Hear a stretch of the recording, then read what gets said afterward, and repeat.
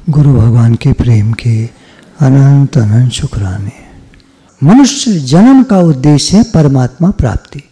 अब वो चाहे आप अनुष्ठान के द्वारा करें, आप रोज की पूजा के द्वारा करें, आप भगवान से प्रेम बढ़ा के करें, भगवान का नाम जप करके करें, सत्संग में आकर करें, ज्ञान की कोई पुस्तकें पढ़ के करें, आपका मेथड है, आपका तरीका है। किसी भी तरीके से भगवान ने 18 अध्याय गीता में 18 प्रकार से योग बताया है।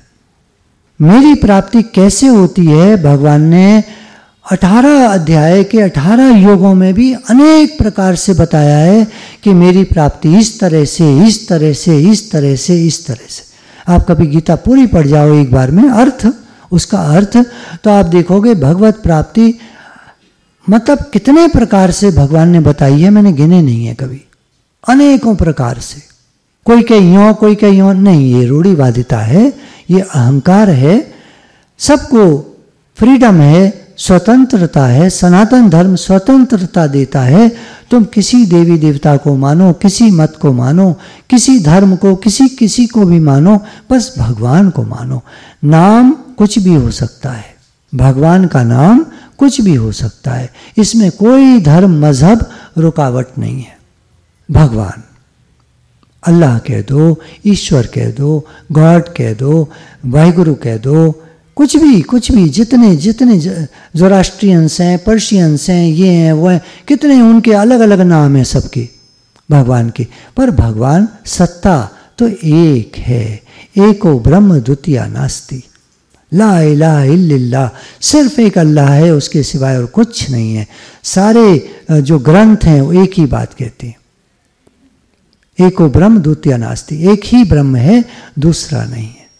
आज सच जुगाद सच, है भी सच, नानक होसी भी सच। वही एक परमात्मा, पहले भी थे, आज भी हैं, आगे भी रहेंगे।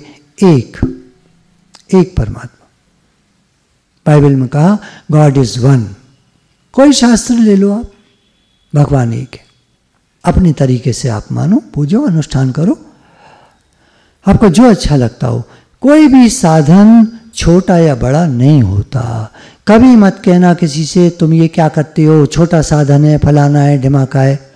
एक कथा आती है ग्रंथों में कि एक एंजल चले जा रहे थे, तो उन्होंने देखा एक गरीब आदमी बैठा जो है कुछ मन में ध्यान कर रहा है।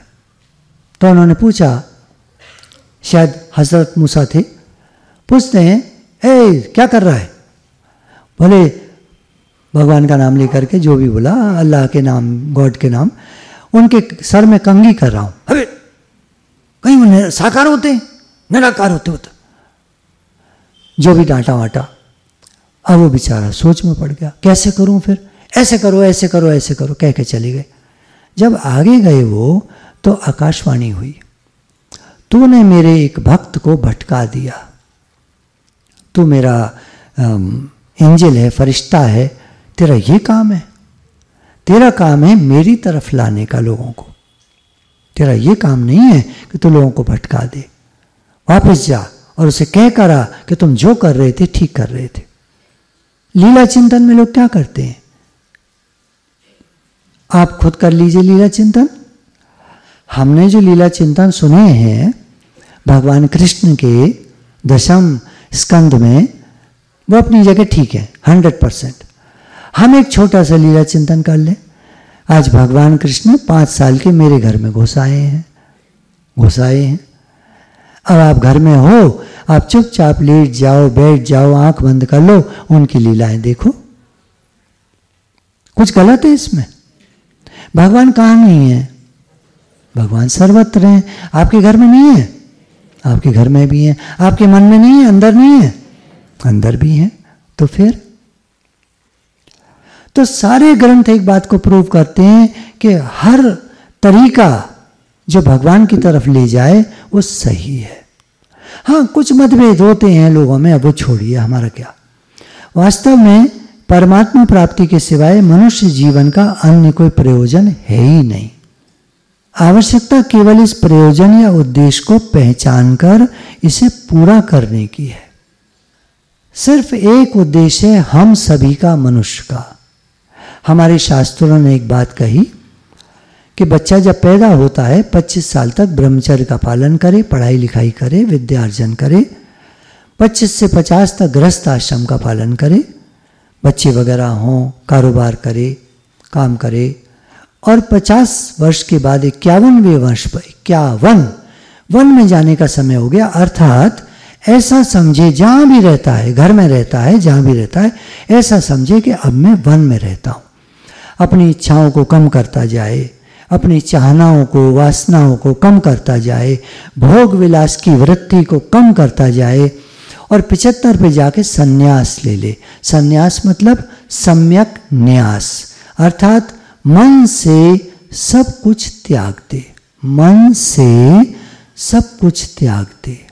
गीता के 6 अध्याय में भगवान कहते हैं कि घर छोड़कर जाने वाले को, अग्नि का त्याग करने वाले को मैं सन्यासी नहीं मानता। संकल्प विकल्प का त्यागी ही सच्चा सन्यासी है। तो 75 साल की उम्र के बाद मन से सब संकल्प विकल्प को छोड़ दे। मेरा इस संसार में कुछ नहीं है, हे नाथ मैं आपका हूँ, आप मेरे हैं, इस धारणा को पक्का करता जाए। हे नाथ मैं आपको भूलूं नहीं, हे नाथ सबका भला हो, सबका भला हो, सबका भला हो।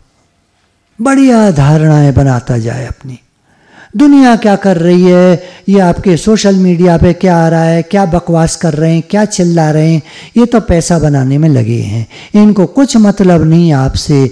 दिमाग में कूड़ा भर रहे हैं आजकल के जवानों के, इनको कोई मतलब नहीं है, इनको सिर्फ पैसा कमाना है।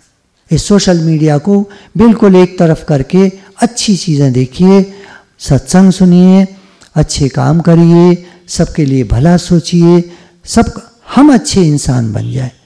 कहते हैं दुनिया अच्छी नहीं है, दुनिया क्या करेगी, दुनिया तो जैसी है वैसी है, तुम कैसे हो अपनी बात करो। हम एक अच्छा इंसान हैं, हमारे द्वारा अच्छे काम हो रहे हैं, ये हम देखें। आज आपकी संस्था कितने बड़े बड़े काम कर रही है आप सब जानते हैं। हम पब्लिसिटी नहीं करते, कोई बैनर नहीं, कोई पोस्टर नहीं, यहाँ भी बाहर में कोई बैनर पोस्टर नहीं लगा हुआ है। कहीं सत्संग होता है, कोई बैनर पोस्टर कभी नहीं होता हमारा।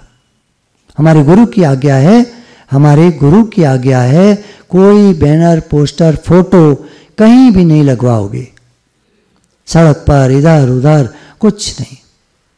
सत्संग करो, जिनको सत्संग अच्छा लगता है वो अपने आप आ जाएंगे। देखिए हम तो नहीं बुलाते किसी को, इनविटेशन गया किसी पे, सत्संग होता है। तो मेन जो मनुष्य जन्म का उद्देश्य है कि हमको भगवान मिले हैं। तो अगर देखिए दृष्टांत पे आते हैं, अगर एक राम के नाम से उसको इतनी बड़ी उपलब्धि हो सकती है कि उसको सोने की मोहरों का वो मिल रहा था, तो उसने वो छोड़ करके अनुष्ठान में लग गया कि मुझे तो भगवान चाहिए, दुनिया की सबसे बड़ी चीज़ चाहिए। तो इसका छोटा सा उपाय है, भगवत भाव रखकर सबकी सेवा करते चलो, सबकी सेवा करते चलो। भगवत भाव रखकर कर्म योग का सिद्धांत यही है, कर्म योग, भगवान का ध्यान करके सबकी सेवा करते चलो। कर्म क्या है? सेवा। गुरु भगवान के प्रेम के अनंत अनंत शुक्राने हैं।